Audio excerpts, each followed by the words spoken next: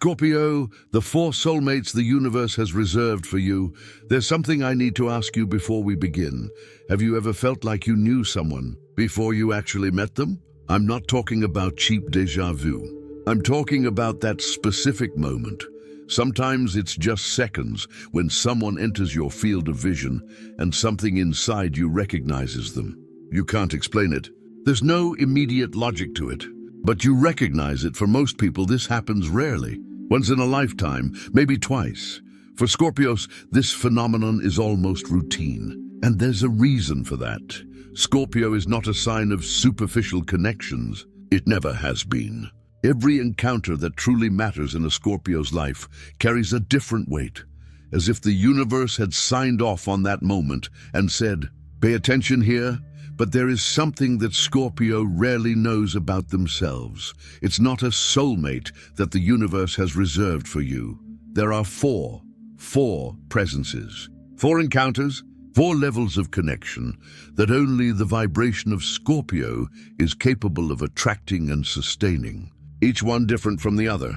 Each one arriving at a specific moment in your life, not by luck, not by chance, but because there is a cosmic pattern that governs Scorpio's bonds that almost no one has stopped to honestly map.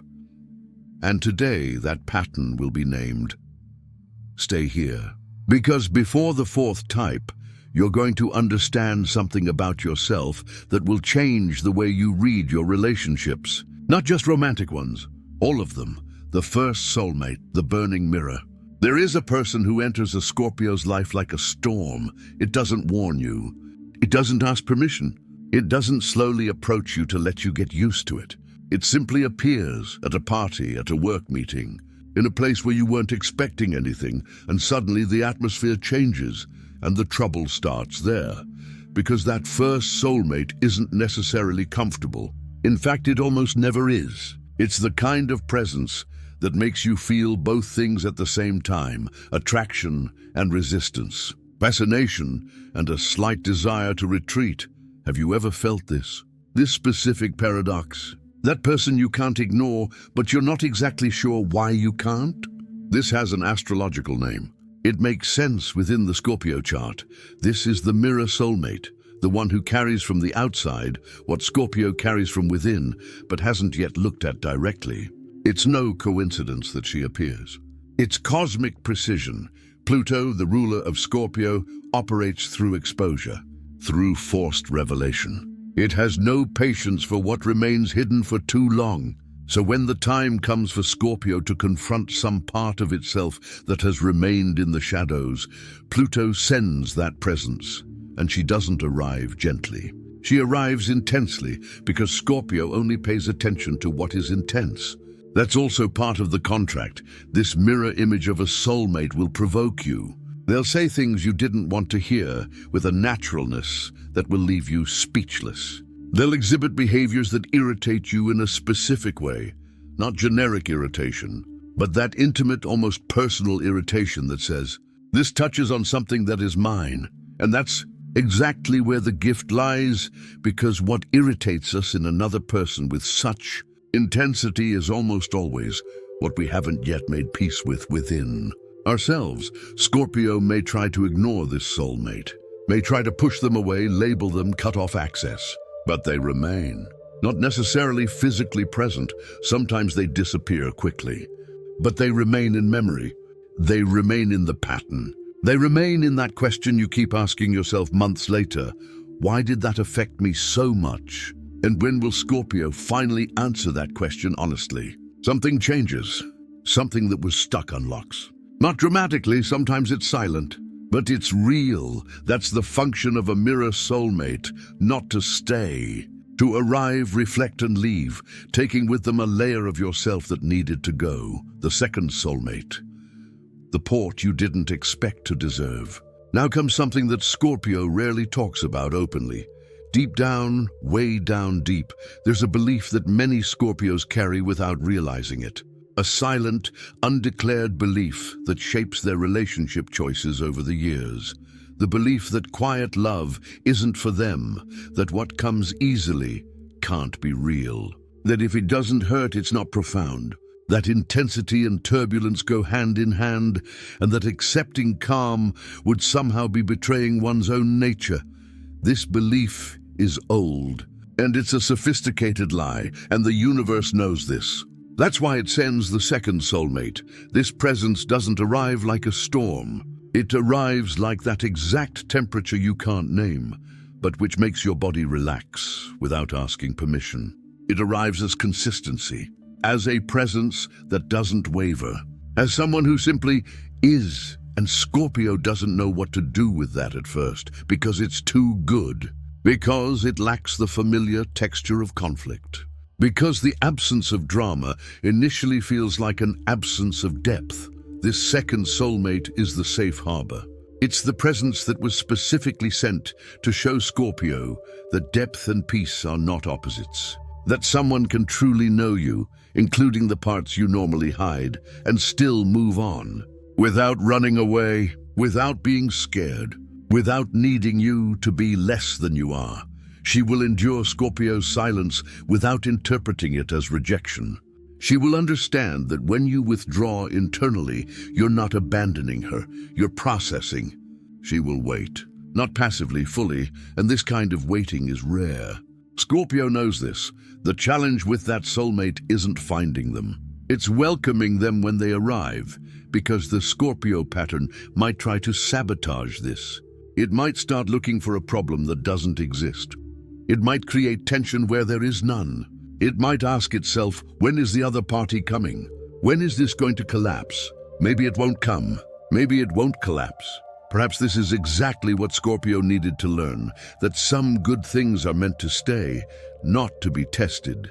And that receiving stable love without destroying it through distrust is one of the most difficult trials this sign faces. Your second soulmate doesn't come to change you through conflict.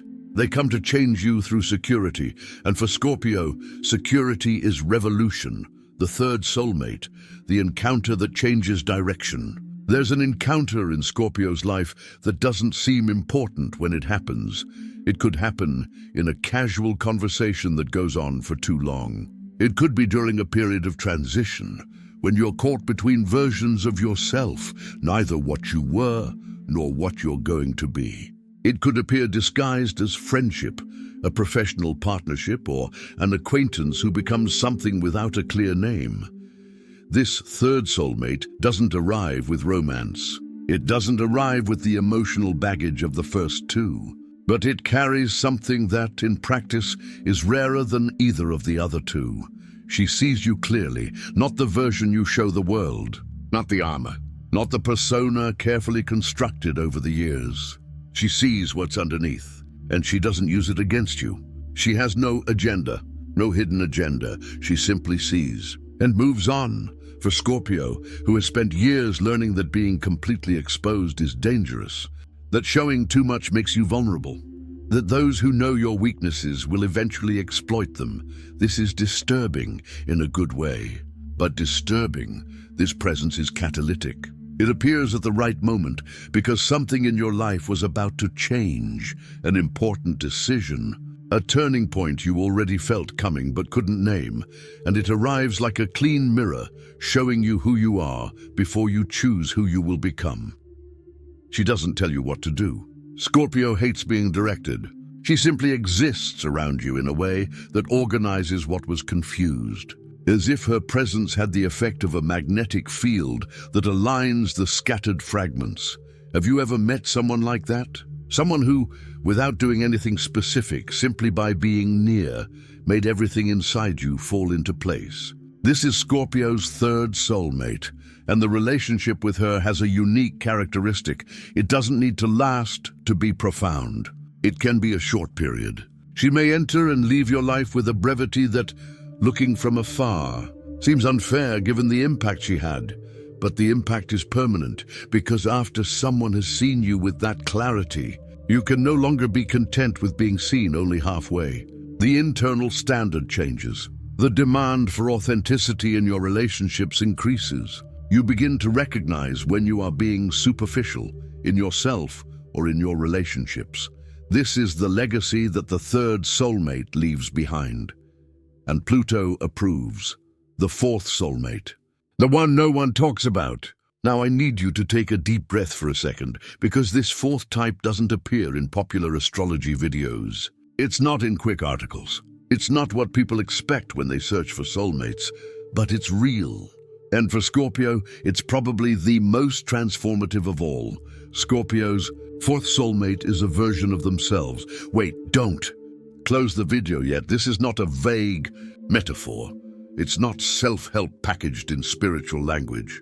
It's a specific reality of the psychological and astrological chart of Scorpio that needs to be stated clearly.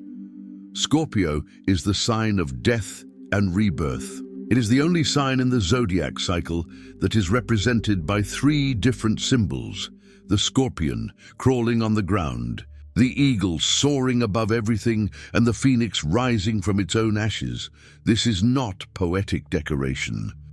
It's a literal description of what Scorpio does throughout life. You die and are reborn. Not once, not twice, several times. And each time you die, symbolically, existentially, in some way that only you feel inside, a version of you is left behind. And that version that remains is a soul, a presence, a part of yourself that loved, that fought, that survived something, that built something, that believed in something, and that one day you had to abandon in order to move on. This is the fourth soulmate that the universe has reserved for Scorpio. It's an encounter with your own past versions, not in the sense of living in the past, not in the sense of resentment or paralyzing longing, but in the sense of recognition, of gratitude, of understanding that each version of you that was left behind, the one that was more naive, the one that loved differently, the one that believed in things you no longer believe in, the one that got hurt in a way that still hurts when you're not paying attention, each one of them was real. Each one of them was you, entirely at the moment you existed.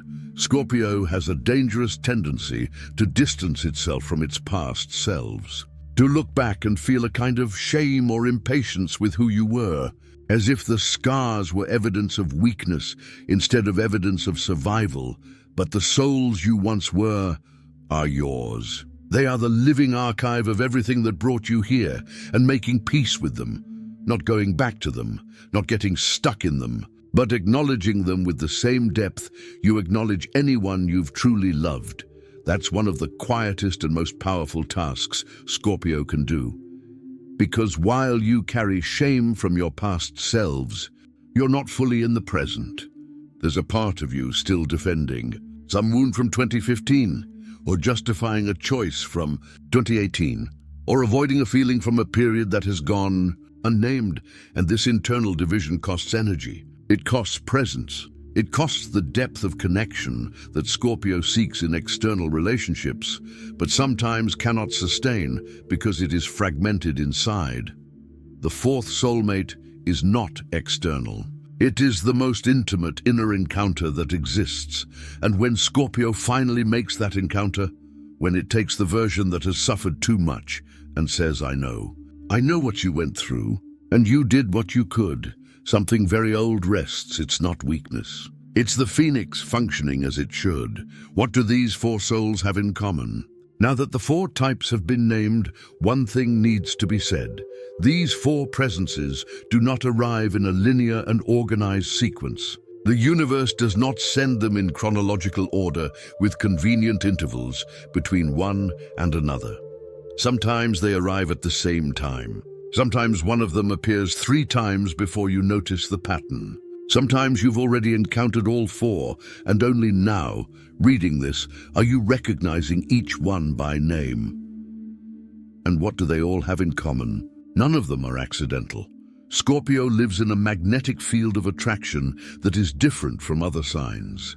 The depth that this sign naturally carries, the intensity, the perception, the refusal to remain on the surface, attracts presences that are on the same frequency, or that need to be in contact with that frequency for some specific reason.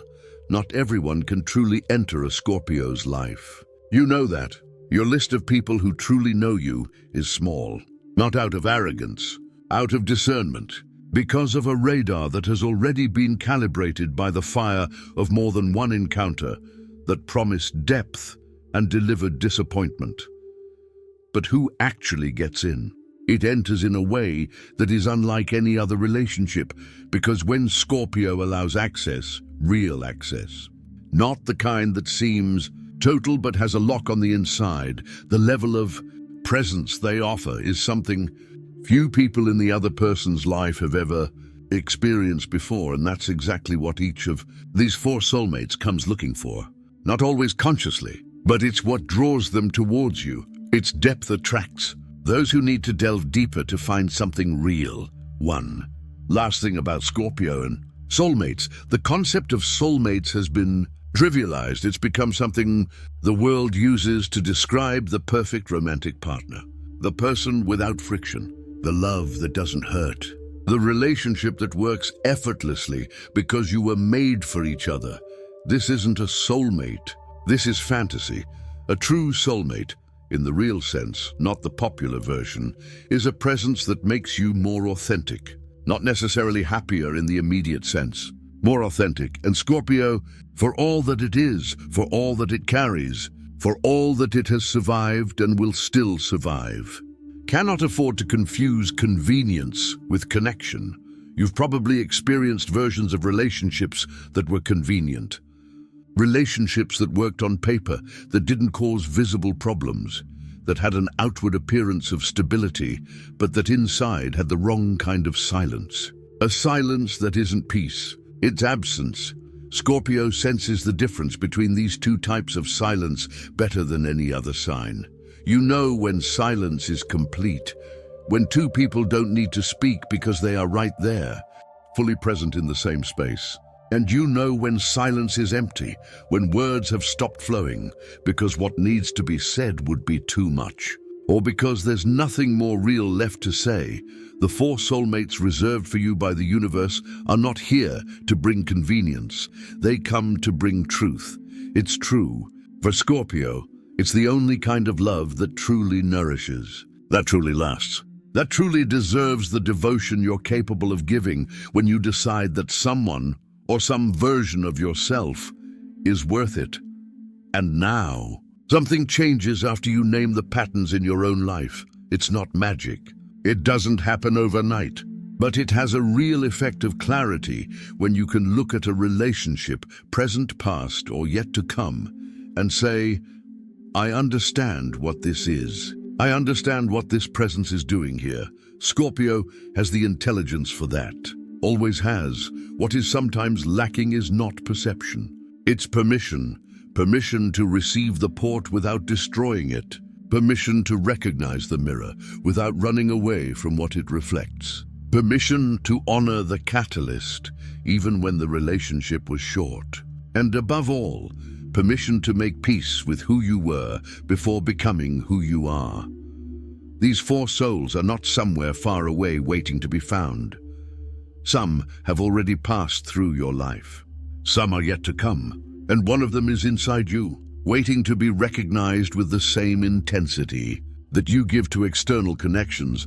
The universe didn't reserve those four presences for Scorpio by luck. He reserved it because Scorpio is the only sign equipped to withstand the level of transformation that each of these connections brings. To go all the way without getting lost. To burn and be reborn without needing anyone to explain why. You've done this before, and he'll do it again. If any of these four soulmates are similar to something you've experienced or are experiencing, write in the comments which one came closest to you. No need to explain much. Sometimes one word says it all. And if you're a Scorpio and this content resonated with you, share it with someone of your sign who needs to hear this today.